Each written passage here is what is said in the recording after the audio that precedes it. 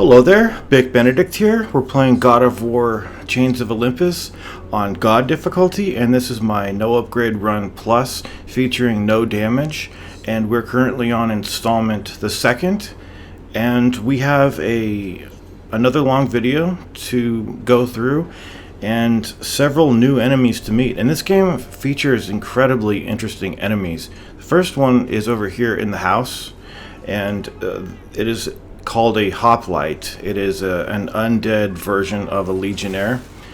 There's a save point there. You're not going to see me rest at save points because I'm trying a new thing where I save it, but you don't see it. So I'm not trying to be tricky or anything like that. So definitely you save, but don't worry about me. I'm not saving. These Hoplites, saving on camera anyway.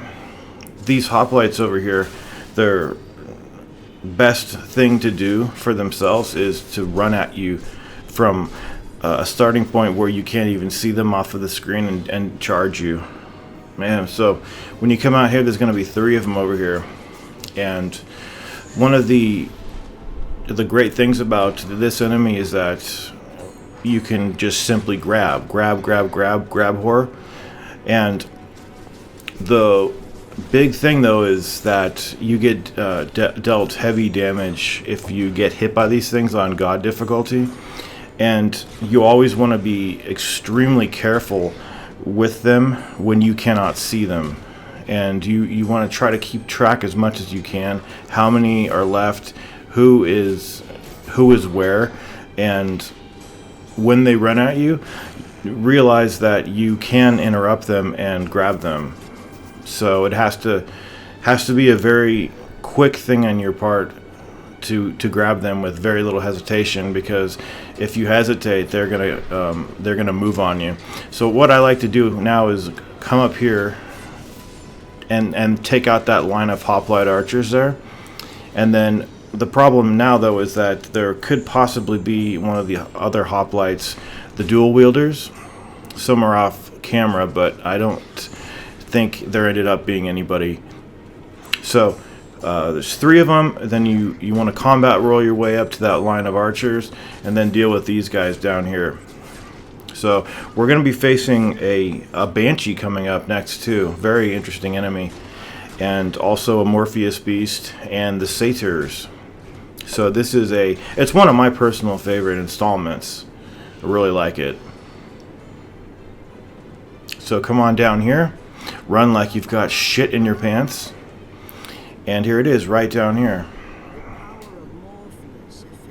A Banshee. Okay, this part over here, there's going to be a checkpoint coming up as well. So we have to close a fog gate coming up over here. You can face as many as 3 Banshees if you want to. One of the difficult things though is that there is a line of archers that is difficult to get to and penetrate and start taking down and reducing the numbers of.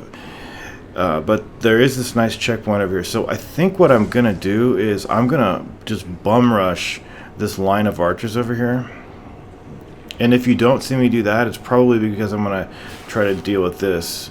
Okay, now exactly what is this? This is a Banshee. When it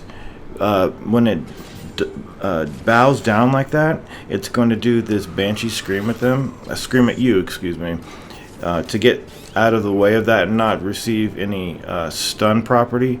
You roll through that, so it requires careful timing. It's not precise per se, but it's pretty flexible. So this is that fog gate up there that I mentioned, and in so doing, you are going to spawn 2 of these. Oh, what I decided to do, it looks like, is spawn these 2 and then take care of that line. They can be launched. They can be struck many times in the air. You can go up into the air with them and grab them. They do attacks as well as the I mean, that is obviously an attack too, but sometimes they do a whiplash with their tail too, so you want to be careful about that. But the primary thing they do is that, so just roll through it. You don't need to combat roll through it, but That's all you've got to do. What I like to do is square triangle to bounce them, and then from there launch and continue to throw. Here's that line. About four of them. Okay, good. Now we need to go back over here and grab it. After you defeat those Banshees, you get a checkpoint. So that's definitely pretty good. This game is so fun. Make no mistake about it either. Ghost of Sparta, while it has a lot of more innovations, and it's very much like God of War 2 as far as how high up it goes in the ridiculousness, this game is still fan-fucking-tastic. When you come up here, there's going to be a hoplite archer on either side, but as long as you avoid the fog, you won't get killed. And then these Morpheus beasts, we're going to put them in their place as much as possible. We can parry on a run like this with the Sunshield when we get that particular item, but we can't riposte. But it doesn't matter because parrying is a good enough tool for our purposes, since we're being beggars and we can't really choose what we do on a no grid run. But for the most part, with these Morpheus beasts, you want to corner them as much as possible, and you don't want any distance between yourself and them to exist, any great distance, that is. I'm going to start off with a super plume on this enemy right here. Here he is. He breathes a fog that will stagger you like Charon's Wrath does, but we're going to fight this enemy a lot throughout this game, and what you need to know right now, because you can't parry, is that he's got very quick attacks. See how he was shifting, like he was strafing a little bit? Did you see him? When he's strafing like that, if you don't continue to attack him, he will leap on you. And you can jump and avoid it, but it can be risky. So what I would recommend is the good old square triangle attack. And then if you feel that you can get off the square triangle to do the plume, go for that, and it's perfectly alright to do that. If you don't feel comfortable doing these QTEs, you can continue to hit him through the circle button prompt, but I think on the entire internet, I'm the only person that feels uncomfortable with QuickTime events in God of War. But anyway, small joking aside, we've got a rock to hit, and then there's going to be 2 hoplite archers over here to take care of. Get on them quickly. And then the funny thing about these games, and I'm pretty sure it's because they're on the PSP, is that the battle locations are extremely small, even when there are large enemies in it. Okay, so come on over here. There's a checkpoint over here, but you have to listen to this dialogue over here every time, which is quite annoying. This game features a couple of bad checkpoints, and this is not one of them, but this is the location of one of them as we come back.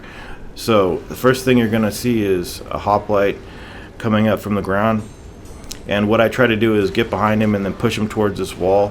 5 kicks will take him out, so just grab him 5 times, and then every time you grab him, the Banshee will it'll cancel out the Banshee. Even if she's starting to scream, you'll cancel it out. So even though this looks pretty difficult, you're gonna be canceling out everything the Banshee does by grabbing. So it just goes to show you how effective and powerful the grab can be in this game, and truly is. Okay, now that the third hoplite is taken care of, fuck, she's fast. You see that? But like I said, now that the third one is finished, we have the Banshee to take care of. And it's just one. It's just one, and then you're done. So what I like to do is, that really should have hit me for some. I'm not sure why that didn't. Do you know what happens if you get caught in that scream? It puts you into this L1 R1 tapping sequence, and I don't think I've ever been able to not take damage from it, because she just hits you without any mercy. Okay, finished up that fight. Now we're going to be coming on up here. I think there was a little bit of in-game loading over there, so sorry, I should have caught that out. I'm hitting these stalagmites because they might be in the way when I come back down here. So I don't think they will be, but all right, you ready for satyrs? We've got some satyrs coming up. Now, the way up here is very specific, but you might not know which way to go first.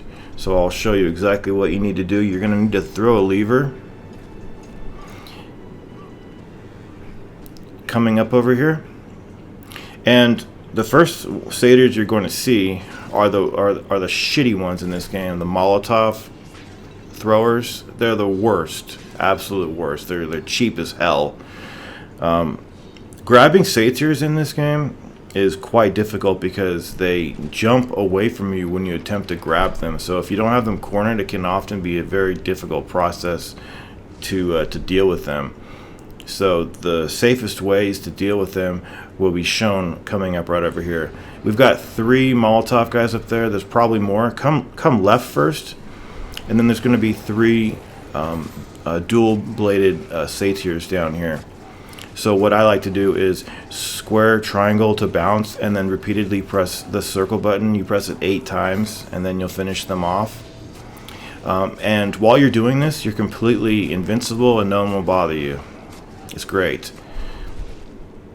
What you can also do is the launch, if it works, and you can grab them from an amazing amount of distance, and then you can do this, but you usually can't kill them by the time that you both have reached the ground again.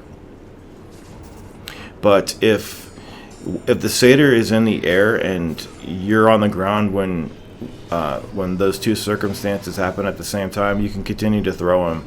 The reason we came over here is because after you throw this switch, you can get yourself a checkpoint. You do get yourself a checkpoint, and then we can take care of the cheap enemies after this, which is the way I would recommend doing it. Alright, now you've got to go through the motions over here, and when you backtrack, you're going to notice the Molotovs that I mentioned, these ones over here. Now, do you notice how the lift went down when I ran over here? There was a gap, that circular gap. Well, that's because we pulled that lever just a moment ago.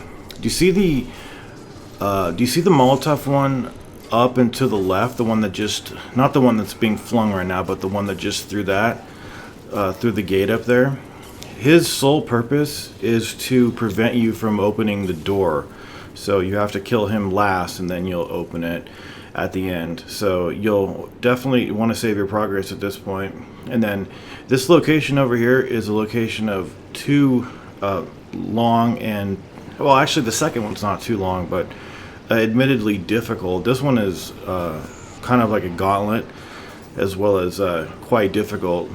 You've got 3 of the satyrs. I think the game calls them dark satyrs, but satyrs is enough so that you know what I'm talking about. But the problem is that you're gonna have Molotov satyrs coming over here as well too. So they will give you the biggest problem. And what I think I'm trying to do at this point is I'm trying to stave these guys off and get up to this corner where I know that one of the Molotovs is going to come over here. And this is difficult. This is like Ninja Gaiden 2 Chapter 11 difficult. This is fucking ridiculous. It's very difficult.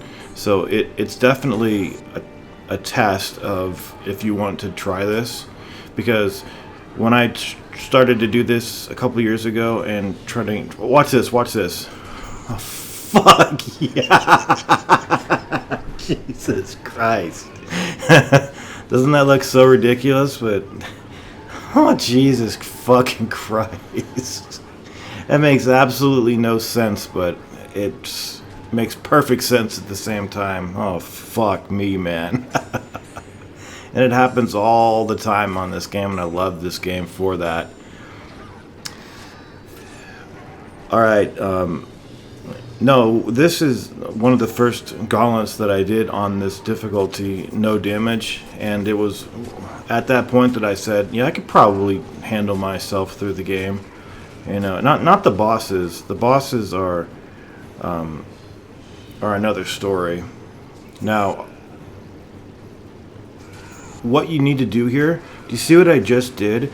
You want to keep people, it doesn't matter. You want to keep people off of the screen, and then you want to hold down the triangle button to clip them, and then once you've made contact with them, then you can spam circle.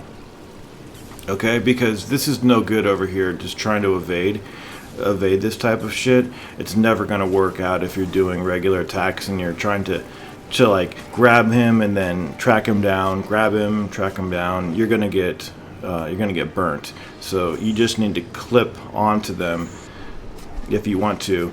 I don't do a full triangle hold. I just do triangle hold and then release, because I don't want to launch myself up into the air too. You know why? Because when you're throwing them in the air, like repeatedly throwing them to the ground, if you like doing that, it's fine, but I can guarantee that you'll never outright kill them if you've just started to do that. So it's just better, in my opinion, to chain throw them or pressure wash, whatever. I'm not sure what I used to say, but you know what I like? I like the fact that I can fucking jump in this game. You can't jump in God of War 2018. Can't jump. Okay, I also do know that you get a checkpoint over here too. So, is this footage of me right here? Did I go back to the save point like a coward? I did, and the reason for that is because I wasn't sure if there's a checkpoint. So, since I have saved it, I'm taking chances over here because it doesn't matter at this point. And like I said, he's the last one you'll kill. Okay, now we've got an enemy coming up that a lot of people, I imagine, would call it a pointless enemy.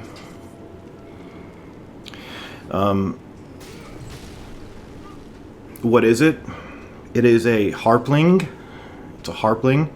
It's the diminutive version of what the Harpies become later in the game. Now, when you get to the Harpies, there's a whole different process of dealing with them. You have to attack them first to draw them over to you. But these ones here, you can just circle horror. And then we're going to be... That's why I love this installment, because it introduces you to so many new and...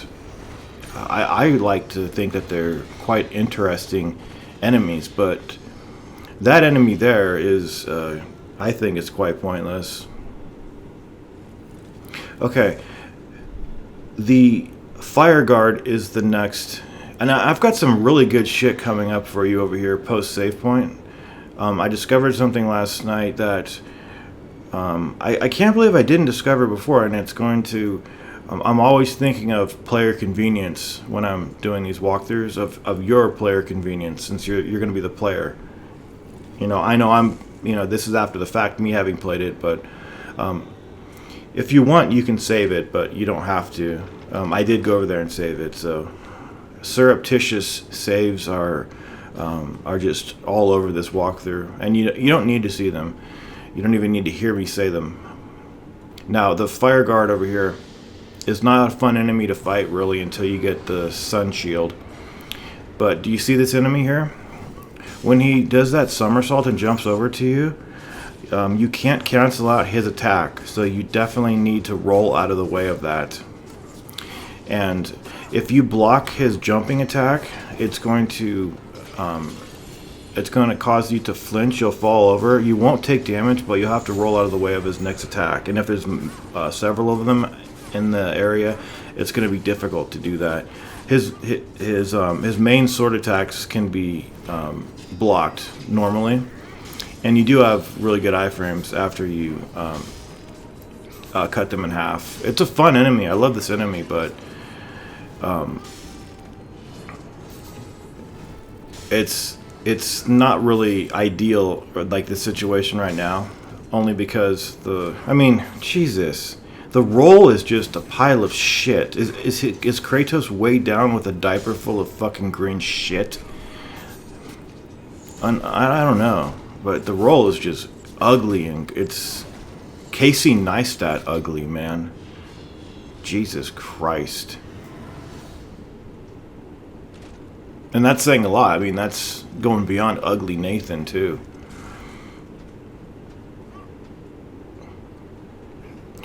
Okay, so what exactly is the Sunshield, and when are we going to see it? When are we going to find out about it? Well, you'll find out about it at the beginning of the next installment. I've got some, like I said, I've got some really good advice over here for you. There's going to be some clasps or buckles that hold this platform from going down. So what you want to do is you want to save it first, come down here, and then destroy one of them, and then on the other one, get it to one hit away. And then after you've done that, go back and save your progress at the save point, and then come down here, and it will checkpoint you down here too. Again, it does that. It's a really good saving system, because then what you can do is this from a death right here. Do you know where they start you? They start you on this. So when these enemies spawn, they can sometimes fall off the platform. You can't ring them out, I don't think. You can nudge them a little bit, but the PSP games are notorious for not doing ring outs, not being able to do ring outs. There's a couple of times you can do it, but that is I'm very proud of discovering that, actually. So what you, like I said, break one of the buckles, break the other one to just one away from it, go back and save it, and then come down here again, and each time you die over here and reload, you'll start right over here, and you only have to hit the second buckle one time, and then the fight starts, because there really is nothing, and excuse this plume whoring over here, it's the best way to do it, hands down.